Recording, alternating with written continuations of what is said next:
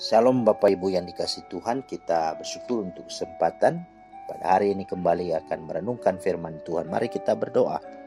Bapa di sorga, kami bersyukur atas anugerah dan rahmat Tuhan yang selalu baru tiap-tiap hari.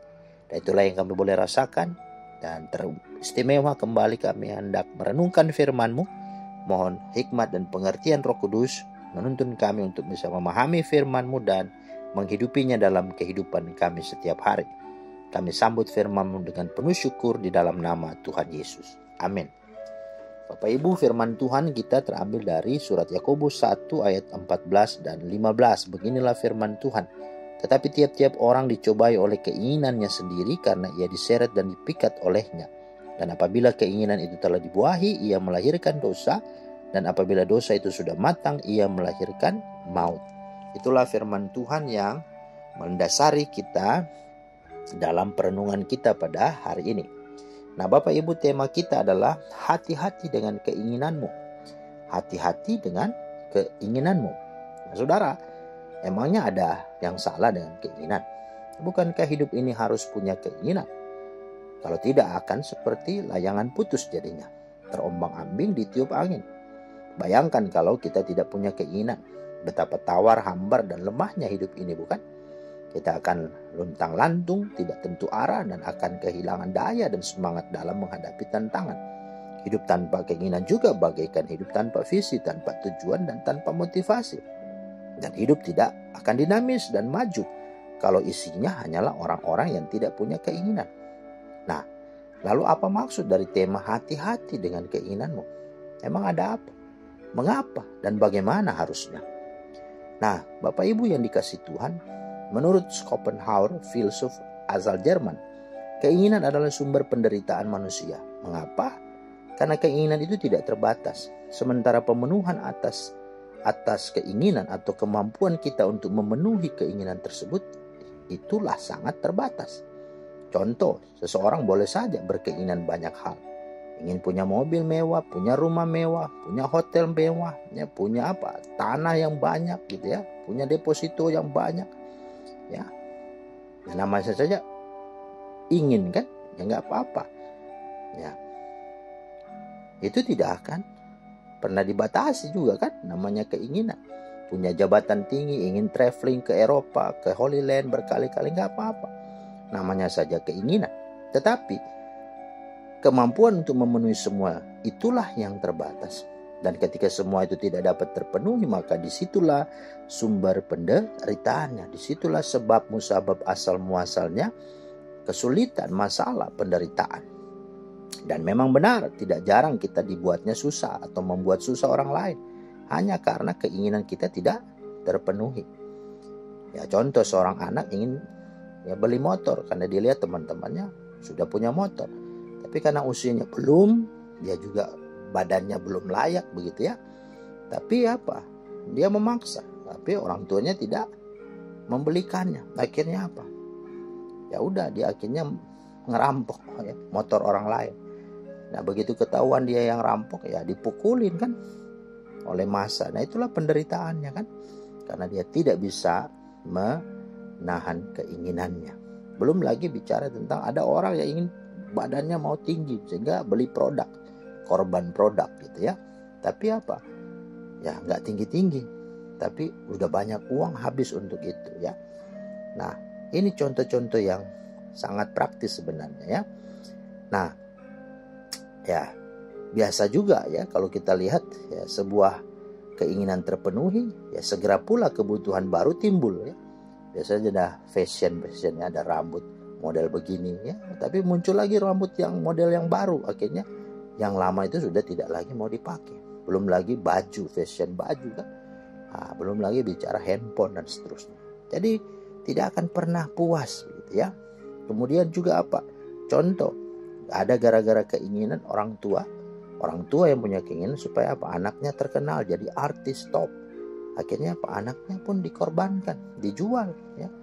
Di mana produser supaya cepat-cepat dia promosi begitu ya. Ini kan namanya orang tua yang tidak baik begitu ya.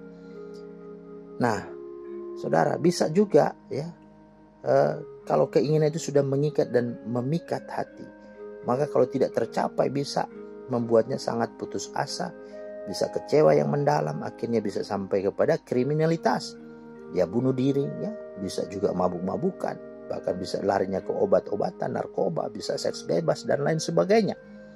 Nah, yang lebih celaka lagi kalau orang yang sudah diperbudak oleh keinginan itu hanya memuaskan nafsunya, atau juga disebut orang itu sudah punya jabatan, kedudukan dan kekuasaan. Dia bisa pakai untuk melakukan kejahatan, dan memang tidak sedikit ya peperangan terjadi, konflik bersenjata terjadi, amuk massa terjadi dalam sejarah ya dunia ini, dipicu dan dipacu oleh apa? Orang-orang yang diperbudak oleh keinginannya, entah untuk mencapai jabatan tertentu atau mempertahankannya. Nah, keinginan yang begitu kuat telah membutahkan hati nuraninya. Ya, contoh siapa? Firaun kan. Bayangkan ya, dia sangat begitu keras hati. Ya, sampai 10 tulah baru bangsa Israel keluar kan dari Mesir. Belum lagi Herodes. Nah, dia merasa dia raja, tidak ada yang lain. Mau anak, mau keponakan, mau saudara mau jadi raja, dia bunuh. Demi supaya dia tetap jadi raja. Nah, ini keinginan sudah begitu ya, berkecamuk bagi orang-orang yang punya kekuasaan. Kemudian siapa lagi? Hitler. Tahu ya berapa banyak orang Yahudi mati ya. Bagaimana juga beringas dan garangnya orang ini. Belum lagi Muhammad Gaddafi, Saddam Hussein dan lain-lain sebagainya. Begitulah orang kalau sudah diperbudak oleh keinginan, bisa gelap mata dan segala cara dihalalkan demi terpenuhinya keinginan. Maka memang mulai sekarang berhati-hatilah dengan keinginan kita. Jangan sampai kita dipikat dan diseret olehnya. Apalagi kata kitab Yakobus, kalau keinginan itu telah dibuahi, ia akan melahirkan dosa, dan apabila dosa itu sudah matang, ia melahirkan maut. Ya, Yakobus 1:14-15. Karena itu, apa yang harus kita perbuat dengan keinginan? Ya, kalau kita baca Filipi 4 ayat 6, dikatakan, jadilah tenang, janganlah khawatir tentang apapun juga. Nyatakanlah dalam segala hal keinginanmu kepada Allah dalam doa dan permohonan dengan ucapan syukur. Jadi yang pertama, jadilah tenang.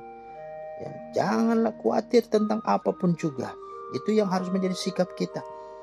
Jangan ketika ada sesuatu yang ingin kita beli, wah panik, wah marah, wah kita gelisah. Jangan, tenang saja, jangan khawatir. Ya. Kemudian yang kedua apa? Datang, sampaikan kepada Tuhan dengan apa? Dengan permohonan, ya, dan dalam doa, gitu ya, itu. Dan yang ketiga apa? Ucaplah syukur. Kalau memang belum ada, ya bersyukur saja, ya, karena kita masih bisa diberi hidup, kita masih diberi nafas. Bukankah itu yang lebih penting dari segala-galanya? Ya, karena itu jangan pernah kita iri, jangan kita pernah marah, ya, ketika semuanya belum kita penuhi, karena semuanya ada waktunya. Ya, mengapa kita sulit bersyukur? Ya, karena kita lebih melihat keadaan sekarang dan selalu berpikir buruk dan sulit. Kita juga cenderung melihat pada apa yang tidak ada, sementara yang ada tidak dinikmati.